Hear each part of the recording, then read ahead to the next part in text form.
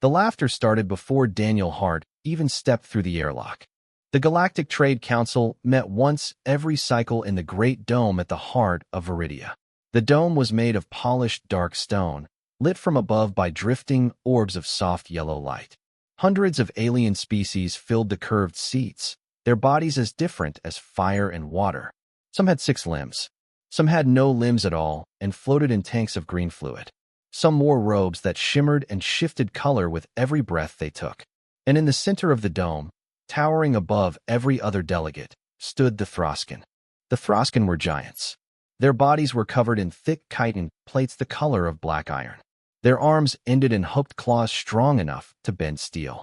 Their faces had no soft features at all, only hard ridges and small red eyes that glowed in the dim light. They considered themselves the strongest race in the council, and most of the council agreed. Their leader, Ambassador Corvash, stepped forward as Daniel entered the chamber. "So these are the new ones," Corvash said. His voice was deep and slow, like rocks grinding together. "These are the soft ones." Daniel kept his face calm. He stopped at the center mark on the floor, placed his hand over his chest in the human gesture of greeting, and gave a small bow. "My name is Daniel Hart," he said. "I represent the people of Earth. We are honored to be observers at this council." Corvash circled him slowly. The other Throskin delegates watched from their high seats, their claws tapping the stone in a steady rhythm. The sound was meant to mock. Daniel knew it. He let it pass. "Look at you," Corvash said. "No armor, no claws, skin like wet paper, bones thinner than a child's spear. How did your kind even leave your dirt world?" A few delegates laughed. Others leaned forward to watch what would happen next. Daniel did not answer. He simply stood still. This seemed to anger Corvash. The big alien reached down with one massive claw, wrapped it around Daniel's chest, and lifted him clean off the floor. Daniel's boots dangled in the air. His crew tensed behind him. One of them, a young engineer named Reese, took a step forward, but Daniel raised a hand and stopped her. "Wait," he said quietly. Corvash held him up like a small animal. "I could break him in half right now," the Throskin said to the watching delegates. "One squeeze. That is all it would take. This is what the council has admitted into our halls. A creature so weak that even gravity is its enemy." Laughter spread through the dome again, louder this time. Even some of the smaller, gentler races joined in. Daniel did not struggle. He did not shout. He simply looked Corvash straight in his glowing red eyes and waited. "Are you not afraid?" Corvash asked. "No," Daniel said. Corvash tilted his huge head. "Why not? I could end your life in a single moment." Daniel allowed himself the smallest smile. It was not a proud smile. It was something quieter, something older. The smile of a man who knew a secret that the rest of the room did not. "Because you will not," he said. Corvash blinked. The chamber went silent. After a long pause, the Throskin set Daniel back down on the floor and stepped away. The watching delegates seemed disappointed. They had expected blood, or at least begging. They got neither. Daniel adjusted his uniform, walked to his assigned seat, and sat down. His crew sat beside him. Reese leaned over and whispered, "Captain, why did you let him do that?" "Because he wanted me to fight back," Daniel said. "And I have nothing to prove to him. Not yet." And later, Daniel watched Corvash return to the high seats of the Throskin. He watched the giant alien laugh with his fellow warriors, slapping their armored shoulders, pleased with himself. Later, Daniel said, "The universe will teach him on its own. I do not need to." Reese frowned, but said nothing. The council session began soon after. Trade routes were discussed. Mineral rights were argued. New colony zones were granted. Daniel listened carefully and took notes. He did not speak unless spoken to, and he was rarely spoken to. The other delegates still saw him as a curiosity, a soft thing that had wandered into a hall of warriors. None of them paid him real attention. Above the dome, far beyond the polished stone walls, the stars turned slowly. Viridia Station floated in orbit around a pale blue moon called Hushin. The moon was wild and unstable, full of cracked plains and frozen valleys. No one ever went down there. There was nothing on Hushin worth visiting. Daniel did not know it yet, but in less than 6 hours, he would be standing on the surface of that moon. He would be cold and wounded and surrounded by aliens who had laughed at him only that morning. And by then, the laughter would be over. For now, he sat quietly in his seat, hands folded in his lap, and waited. The soft one waited. The universe was about to do the rest. No alarm sounded at first. That was the strange part. The meteor storm hit Viridia Station so fast that the warning systems were already destroyed before they could speak. One moment the council chamber was full of debate and slow-moving delegates. The next moment, the eastern wall of the dome simply vanished. It did not crack. It did not bend. It tore open like wet cloth and sucked half a row of seats into open space. Then the alarms came. Loud, screaming, too late. Daniel was already moving. He grabbed Reese by the arm and pulled her toward the floor before she even understood what was happening. Two of the older Throskan delegates were not as quick. The pull of vacuum lifted them off their feet and dragged them out into the dark before anyone could reach them. Their armored bodies tumbled away into the stars, claws still grasping at nothing. Daniel rolled across the cracked stone floor and crawled toward the emergency shuttle bay marked on the wall map. His other two crew members, an engineer named Reese and a medic named Owen, followed close behind him. Behind them came Corvash and 4 of his Throskan warriors. The big alien was no longer laughing. The corridor shook with each new meteor strike. Pieces of the ceiling fell down in heavy sheets. Sparks rained from broken light orbs. Daniel pushed Reese into the open shuttle first, then Owen, then turned back to wave the Throskan through. "Hurry," he shouted.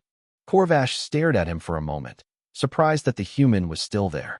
Then he ducked his huge head and pushed his warriors inside. Daniel slammed the hatch shut and slapped the launch panel. The shuttle fired free of the dying station with a hard jolt. Through the small front window, Daniel could see Viridia breaking apart. Whole sections of the dome were spinning away into the night. Smaller escape pods shot out in every direction like seeds blown from a cracked fruit. Some of them were already on fire. A meteor struck the side of the shuttle. The cabin flipped. Daniel slammed against the wall and tasted blood. The shuttle began to spin, dropping fast toward the pale blue moon below.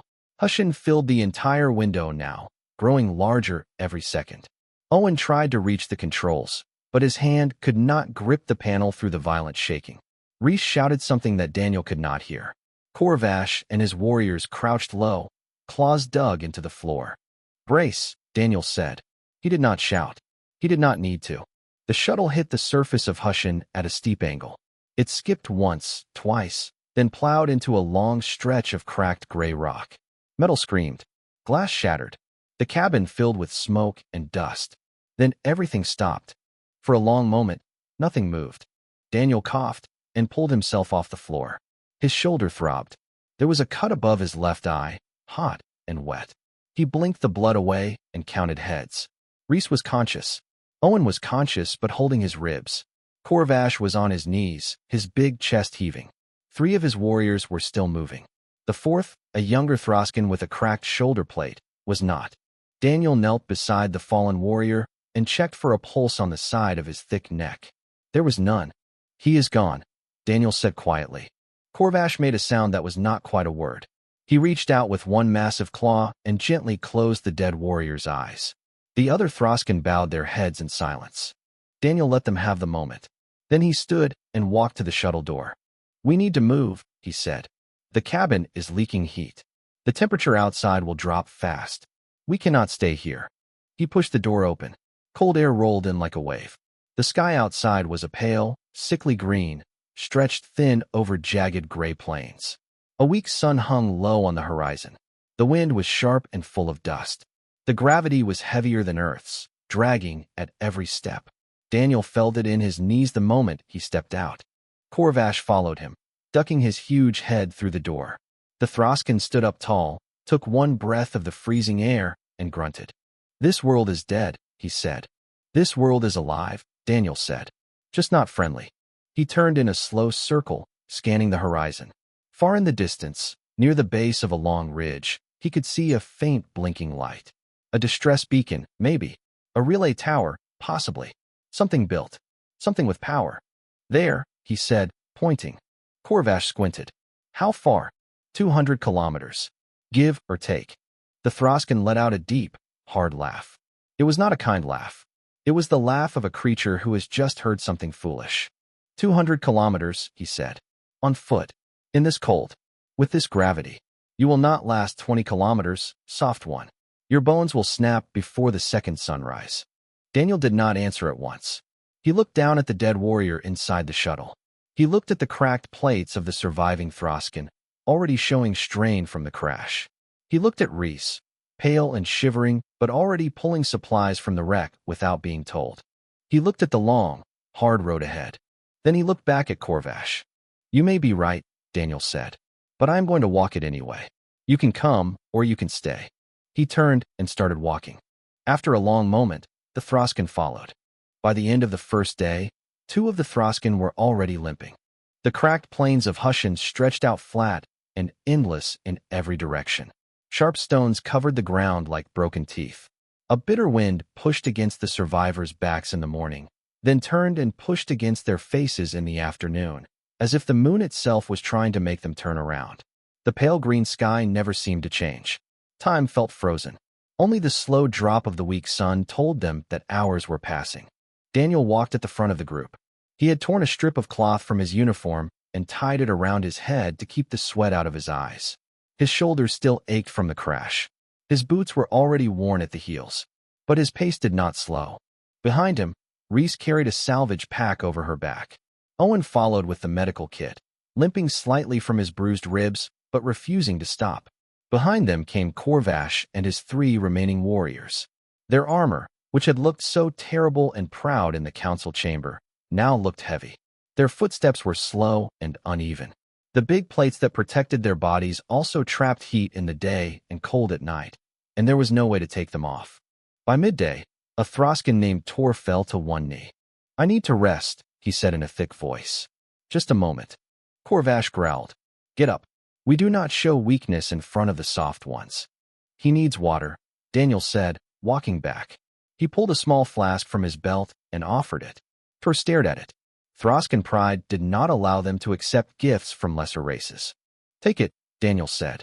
Or do not take it. But we are not stopping for long, and you cannot walk without it. Tor looked at Corvash. Corvash said nothing. After a long moment, the warrior took the flask and drank. They moved on. By the second day, the difference between the 2 species was becoming clear, even to the Throskin themselves. The humans sweated. That was the strange part, the part Corvash kept watching with quiet confusion. When the sun rose higher and the heat pressed down on them, the humans' skin grew shiny and wet. The water rolled off their faces and arms and dried in the wind. It looked weak. It looked like leaking. But somehow, it kept them cool. They did not slow down. They did not fall. The Throskin did not sweat. Their thick chitin held the heat in. By mid-morning, 2 of them were panting heavily, and one had to sit down for 15 minutes before he could rise again. Their great strength burned out fast. They were built for short, violent bursts, not long, quiet hours. The humans were built for the long, quiet hours. Daniel set a rhythm and kept it. Step, step, breath. Step, step, breath. He had learned this kind of walk from his grandfather, who had crossed a desert on foot during a war long ago. Slow was not weak. Slow was forever. Slow was what brought a man home. By the second night, one of the Throskin warriors, a tall one named Vren, simply stopped. I cannot, he said. He sat down hard on the cold rock. My legs will not hold me. Corvash turned on him with a snarl. Stand up. I cannot. The other warriors looked away. To leave a fallen brother behind was not the Throskin way, but neither was carrying him. Their armored bodies could not bear extra weight without cracking under the strain. Corvash stared down at Vren with helpless anger. Daniel walked over. He looked at Vren, then at Corvash, then back at Vren. How much do you weigh? Daniel asked. Vren blinked at him. More than you. That was not the question. 340 kilograms. Daniel breathed out slowly. He was a strong man for his size, but no human alive could carry that weight far in this gravity. He thought for a moment, then turned to Reese. Help me, he said. Together, the 3 humans rigged a drag sled out of 2 long pieces of shuttle metal and the straps from their packs. They worked in silence while the Throskin watched. When the sled was ready, Daniel and Reese and Owen each took a strap, slung it over their shoulders, and began to pull. It was slow. It was painful. The straps cut into their skin. The gravity dragged at their knees. The metal scraped against the rock and threw up sparks. But the sled moved. Vren rode in silence, too proud to thank them, too tired to refuse. For 3 hours, the 3 humans pulled the Throskan warrior across the cracked plains. By the time they stopped to rest, the skin on Daniel's shoulders was raw and bleeding. He did not complain. He drank a little water, ate a small piece of food bar, and lay down for 10 minutes with his eyes closed. Corvash sat near him, watching. "Why?" the Throskan finally asked. Daniel opened one eye. "Why what? Why pull him? He is not your kind. He laughed at you yesterday." Daniel was quiet for a long moment. "My kind ran for 1,000,000 years before we ever built a wheel," he said. "Across grasslands. Across deserts. Chasing food we could not catch in one sprint. We learned to keep going when others stopped. We learned to bring our wounded with us. That is what we are." He closed his eye again. "You can call us soft," he said. "But we do not leave anyone behind." Corvash did not answer. The wind blew across the plain. They walked on. The canyon appeared on the morning of the 4th day. It opened in front of them without warning, a long black scar in the gray plain. The cracked ground simply ended at a sharp edge, and beyond that edge there was nothing but a deep drop into shadow. Cold wind rose from the bottom of it like breath from a sleeping mouth. The far side of the canyon was at least 60 meters away, and the bottom was so deep that the eye could not find it. Daniel walked to the edge and looked down. "There," Reese said quietly, pointing. A bridge stretched across the canyon, but only just. It was an old metal walkway, built long ago by some race that had visited Hushin and never returned. Half of its supports were gone. The middle section sagged badly. Several of the floor plates were missing entirely, leaving open gaps over the dark drop. Wind made the whole thing sway in slow, 6 circles. The Throskan stopped behind them and stared. "We cannot cross that," Corvash said flatly. "My weight alone would tear it free." "We do not have a choice," Daniel said. "The map shows no other path for 200 kilometers in either direction. The beacon is on the other side. We cross here, or we die here." He turned and looked at the survivors. Reese was steady. Owen was tired but standing. Vren, the warrior they had been pulling, sat on the sled with his head down. The other 2 Throskan warriors looked at the bridge with deep doubt. Corvash himself, the largest of them all, looked at it with something close to fear, though he would never use that word. Daniel rolled up his sleeves. "I will go first," he said. "You will fall," Corvash said. "Probably." Daniel walked over to the sled and pulled out the long coil of shuttle rope they had saved from the wreck. He tied one end firmly around his waist and handed the other end to Corvash. "Hold this," he said. "If the bridge breaks, pull me back. If it holds, I will tie it on the far side, and your warriors can cross one at a time on the rope itself, not the bridge. You and the heavy ones go last, hand over hand." Corvash stared at him. "You will risk this for us?" "I will risk this for all of us," Daniel said. "Including me." He stepped onto the bridge. The metal groaned the moment his weight touched it. The whole structure swayed under him, slow and sick. He kept his eyes forward, not down. He had read once that men who looked down at heights froze. He did not plan to freeze. Step. Pause. Step. Pause. The wind pushed at his side. His boots slipped once on a wet plate. He caught himself and kept walking. The bridge bent in the middle as he reached the lowest point, the metal screaming under his weight. He could feel each plate through his soles, could feel the way some of them were no longer attached to anything at all. He stepped over a missing section, one boot on either side of the gap, the dark canyon yawning beneath him. He was halfway across. That was when the support snapped. A loud, sharp crack rang out behind him. The whole bridge dropped half a meter in one violent jerk. Daniel was thrown sideways, slammed against the railing, and then the railing gave way too. He fell. The rope at his waist went tight. He swung hard against the canyon wall. His ribs hit stone. The breath left his lungs in one painful rush. His left arm twisted under him, and a sharp white pain shot through his shoulder.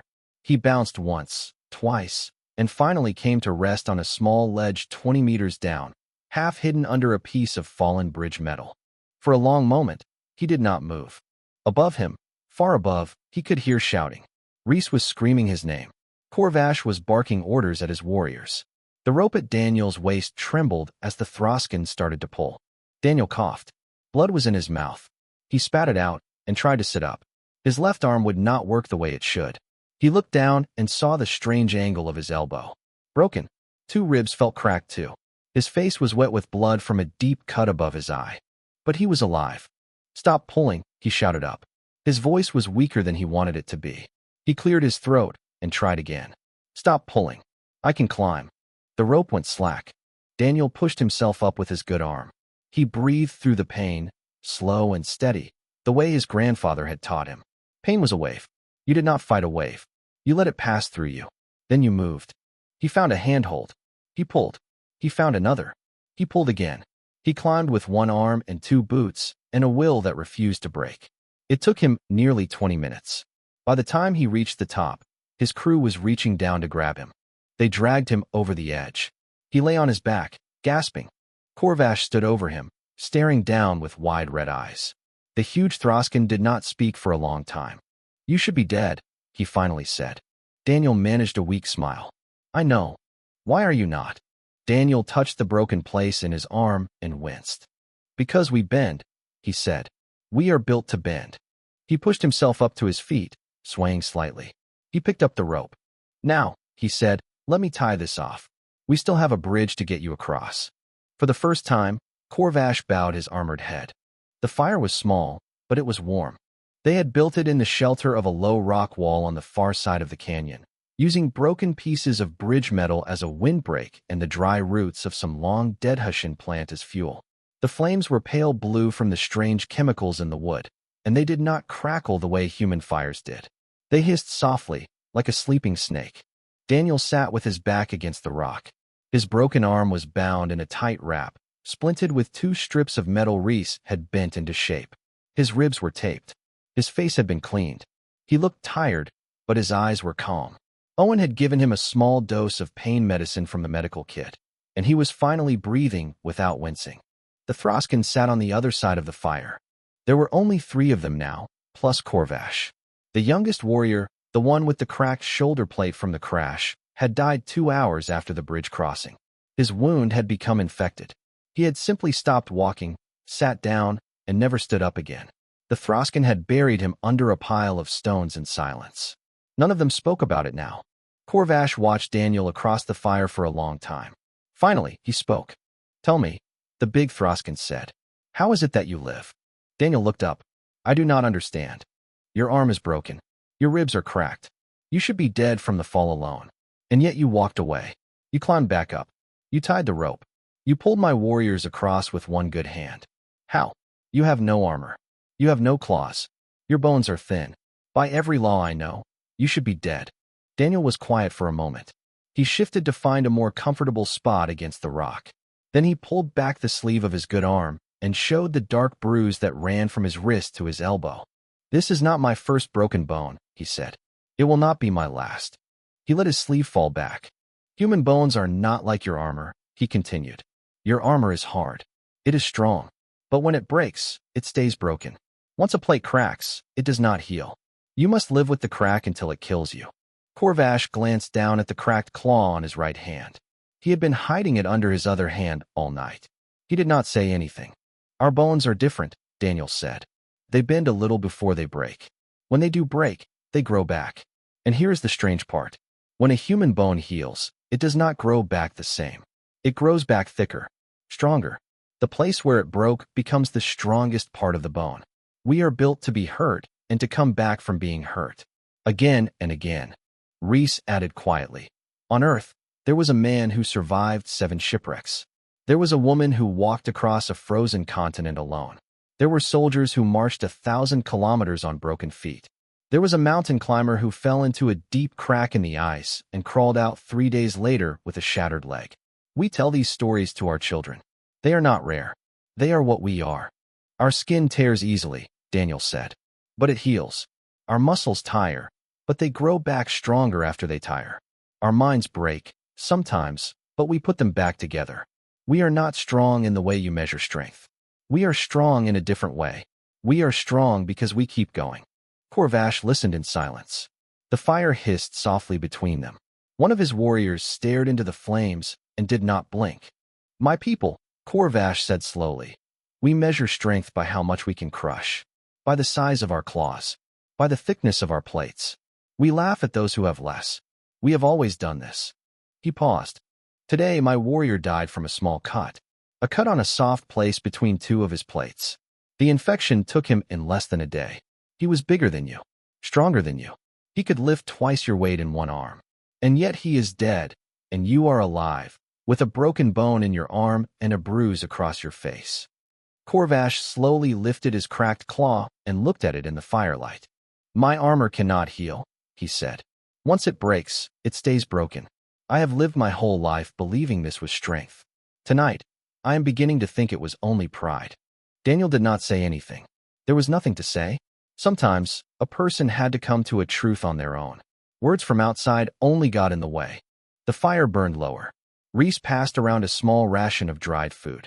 The Throskin ate slowly, in silence, no longer too proud to share a human meal. After a long while, Corvash spoke again, very quietly. You should sleep, he said. I will keep watch. Daniel raised his eyebrows. You will keep watch over me? Yes. Why? Corvash looked into the blue flames. His huge red eyes were dimmer now, softer somehow. Because I was wrong, he said, and I would like to begin to be right. Daniel smiled, just a little. He leaned his head back against the rock, closed his eyes, and let himself rest for the first time in 4 days. The fire burned on. The wind moved across Hushin. The soft ones slept, and the armored ones watched over them. The beacon stood on a low hill at the edge of a frozen valley, and it was a small, ugly thing. Just a thin metal pole, 3 meters tall, topped with a faded red light that blinked once every 6 seconds. A dented control box sat at its base, half buried in old dust. After everything they had walked through, after every broken bone and every dead friend and every cold night, it should have looked like a king's throne. Instead, it looked like a forgotten road sign. But it was the most beautiful thing Daniel had ever seen. He limped up the hill, his broken arm pressed against his chest, his other hand on Reese's shoulder for balance. The wind on Hushin had grown calmer in the last few hours, as if the moon itself had finally decided to let them go. The pale sun was rising over the far ridge, painting the cracked plains in soft gold. It was the first morning that had not felt cruel. Daniel knelt by the control box. He brushed away the dust. The panel was simple. He pressed his good hand against the activation key. A high, clear note rang out from the beacon.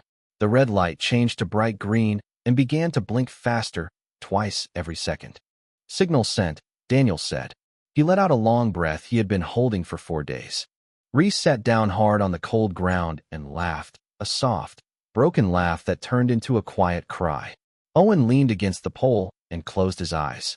Behind them, Corvash and his 3 remaining warriors stood in silence, watching. The rescue ship came faster than Daniel had expected. 3 hours later, a small council vessel lowered itself onto the frozen valley floor, kicking up clouds of pale dust. Medical teams ran out, wrapped in heated suits, carrying stretchers and supply packs. They moved first to the Throskin, since the warriors were larger and harder to lift. Daniel waved them on.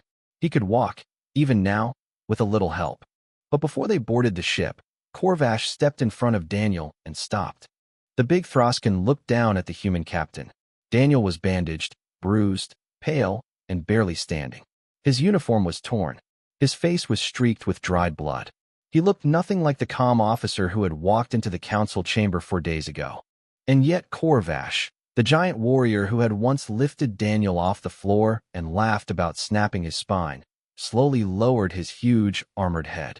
The other Throskin warriors saw it and froze. The medical team froze too. Throskin did not bow. Throskin had never bowed, not in the recorded history of the council, not to any race, not for any reason. Bowing the head was a gesture they reserved only for those they considered greater than themselves, and the Throskin had never considered any other species greater than themselves. Corvash held the bow. I was wrong, Captain Hart, he said. His deep voice was quiet now, almost gentle. I called your kind soft. I called you weak. I lifted you in my claw and laughed in front of the council. I was wrong about all of it. Daniel did not interrupt. He simply listened. You walked when we could not, Corvash said. You carried our wounded when we could not. You crossed the bridge for us. You climbed back up with a broken bone. You shared your water and your food with creatures who had insulted you. You watched over us when you should have watched over yourselves. He paused. My people have no word for what your kind is. We will need to make a new one. Daniel was quiet for a long moment. The wind moved softly across the valley. The green light of the beacon still blinked behind him. You do not need a new word, he said gently. You only needed to look more carefully at the old one. Corvash slowly raised his head. What word is that? He asked. Daniel almost smiled. Human, he said. The journey back to the rebuilt section of Viridia Station took 2 days. By the time the rescue ship docked, news of what had happened on Hushin had already spread through every level of the council. The story was strange and wild and hard to believe. A human captain had led the survivors of a deadly crash across 200 kilometers of cracked plains and broken bridges. He had carried Throskan warriors on a sled. He had crossed a falling bridge with a rope around his waist. He had climbed back up from a canyon with a broken arm. And the proudest Throskan in the council had bowed his head to him on the surface of a dead moon. When Daniel walked into the council chamber 3 days later, his arm in a clean white sling and his ribs still wrapped, the laughter did not come. The hall was silent. Every delegate stood. Even the floating ones in their green tanks rose to the top of their fluid in their own way of standing. Even the Throskans stood, all of them, with their armored heads slightly bowed. Daniel walked to the center mark on the floor. He placed his good hand over his chest in the human gesture of greeting. He gave a small bow. My name is Daniel Hart, he said. I represent the people of Earth. We do not seek to prove ourselves. We only ask to be seen. The chairperson of the council, a tall silver-skinned alien with kind, deep eyes, stepped forward. Captain Hart, she said softly. The council does not see observers anymore. The council sees members. She offered her hand. Daniel took it. And on that day, in a hall that had once laughed at the sight of him, the soft ones became something more.